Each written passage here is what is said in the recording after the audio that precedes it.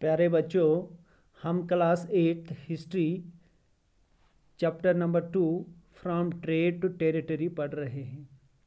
हमारा आज का टॉपिक है company officials become nawabs. Last video में हमने बैटल ऑफ बक्सर और उससे पहले बैटल ऑफ प्लेसी डिस्कस किया। हमने पढ़ा कि किस तरह east India company Mir Jafar से 5 लाख रुपया पर मंथ ले रही थी।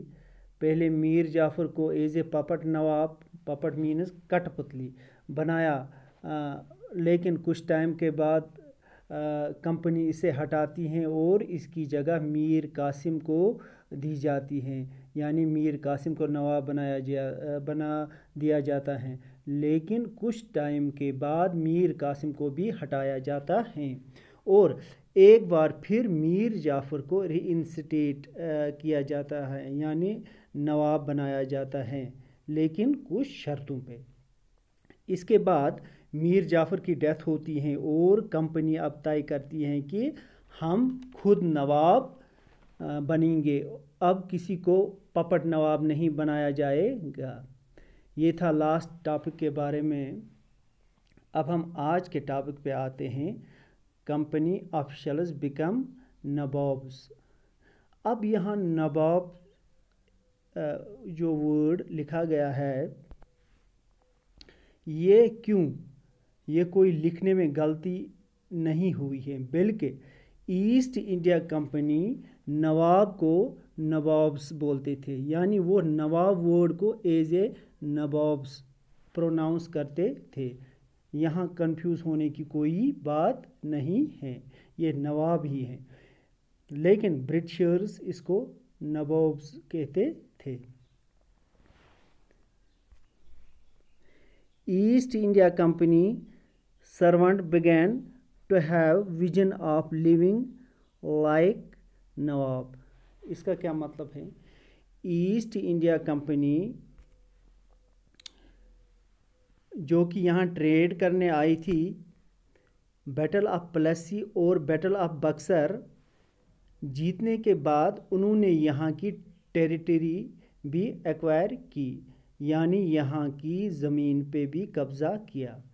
अब उनका नज़रिया चेंज हुआ, वो सोचते थे कि अब हमें भी नवाबों की तरह ज़िंदगी बसर करनी चाहिए, क्योंकि हमने नवाब को हराया, ये भी अब नवाबों की तरह शान से जीना चाहते थे।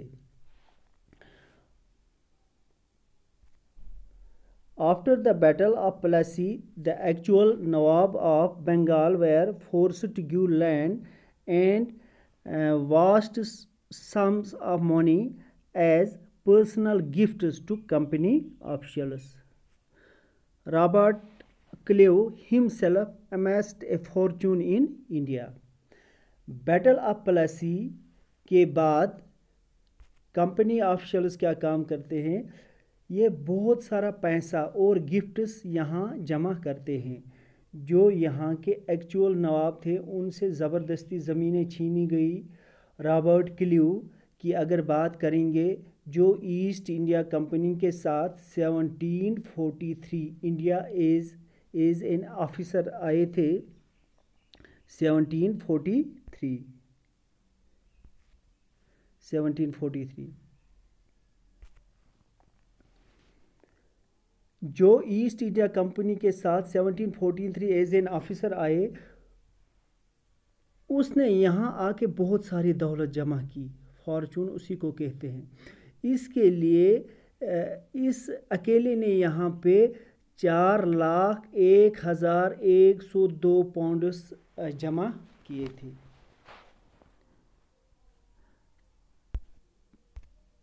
4,01,102 पाउंड्स।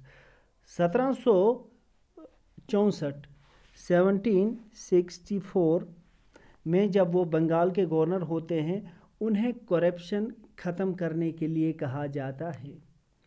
वो क्या करप्शन ख़त्म करते, जब वो खुद इसमें लथपथ था।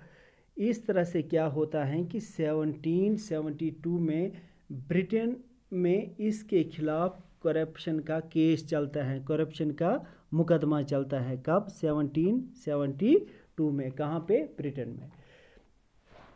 किसके खिलाफ? रॉबर्ट क्लू के खिलाफ। और फिर 1774 में ये सुसाइड करता है।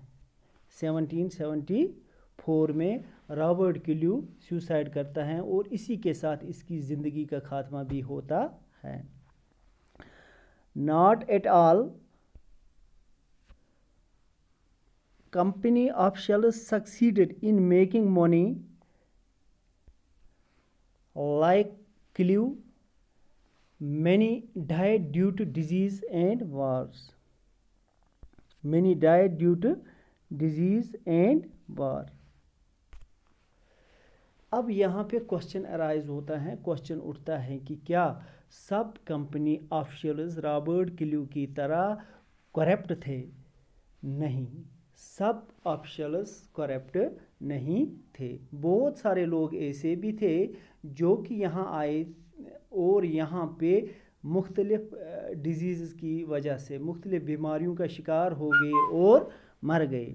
कुछ लोग जंग में मरते हैं। ज़्यादातर लोग जो ब्रिटेन से आए थे उनकी ख्वाहिश यहाँ से ज़्यादा पैसे कमाने की थी ताकि ब्रिटेन जाके आरामदेह ज़िंदगी गुजार सकें, कंफर्टेबल लाइफ वहाँ पे गुजार सकें। अब जब ये लोग ब्रिटेन वापस गए तो उनका मजाक उड़ाया गया।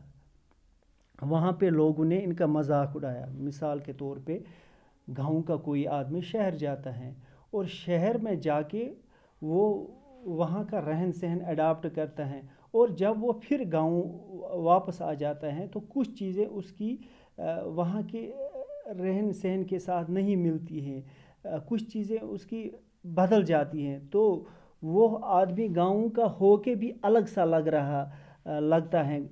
इस तरह से उन लोगों के साथ भी यही हुआ। बहुत टाइम इंडिया में रह के जब फिर जब ये लोग वापस चले गए तो कुछ चीज़ें उनकी बदल गई थी यहाँ रह के, तो वहाँ इन लोगों ने ब्रिटिशर्स ने इनका मजाक उड़ाया। ये था हमारा आज का टॉपिक कि किस तरह से कंपनी ऑफिसर्स नवाब बने, जिन्हें ब्रिटिशर्स नवाब्स कहते हैं। नेक्स्ट वीडियो में हम इसी चैप्टर का एक और topic company rule expands discuss करेंगे, यानी ईस्ट इंडिया कंपनी का रूल कैसे एक्सपैंड हुआ, ये हम अगले वीडियो में डिस्कस करेंगे। थैंक्स।